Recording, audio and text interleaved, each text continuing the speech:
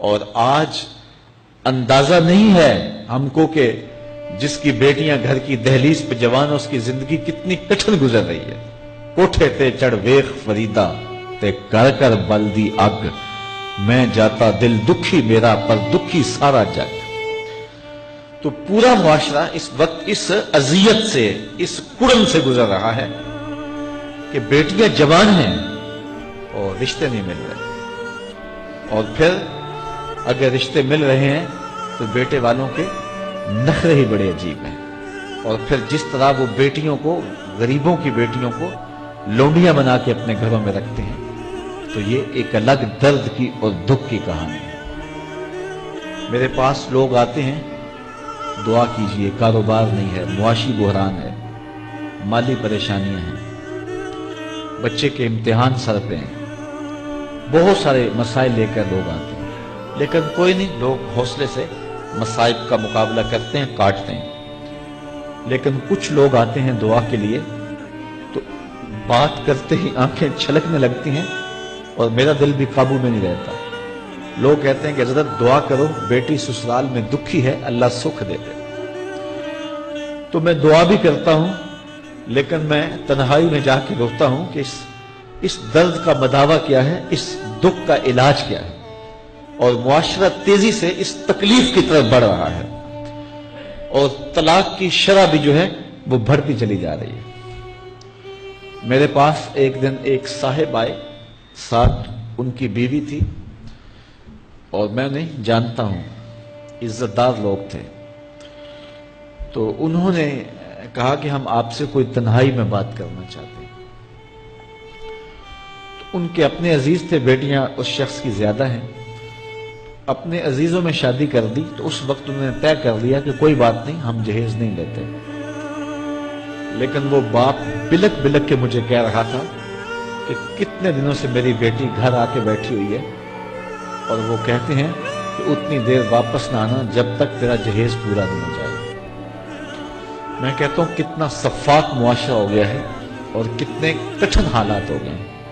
تو جب معاشرہ اس کیفیت میں چلے جائے تو پھر انارکی پھیلتی ہے اور معاشرے پھر قائم نہیں رہتے.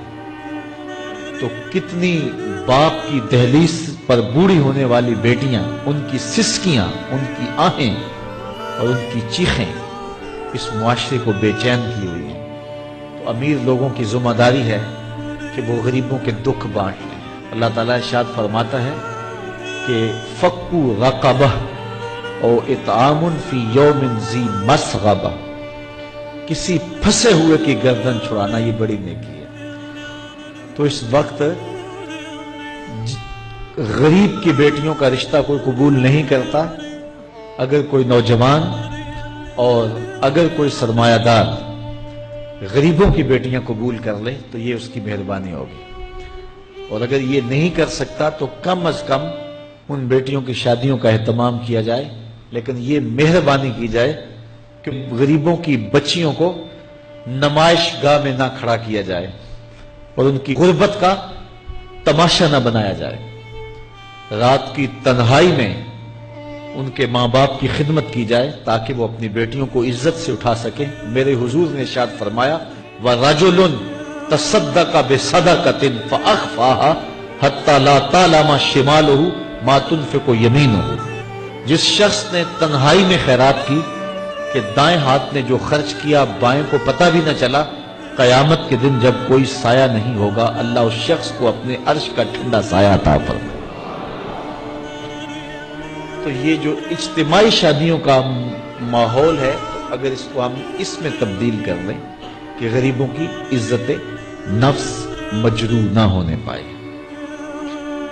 تو اللہ تعالیٰ یہ توفیق نصیب فرمائے اور معاشرے کے اندر ایسے لوگ نکلیں جو معاشرے کے دکھ بانٹ دیں. اور علماء کو منبر و محراب سے زوردار آواز اٹھانی چاہیے کہ یہ جو رسم پیدا ہو گئی ہے جہیز کی، اور اس کے بغیر بیٹیاں گھر سے رخصت نہیں ہو سکتی ہیں، تو اس کو ختم کیا جائے اور اس کے خلاف عملی جہاد کیا جائے.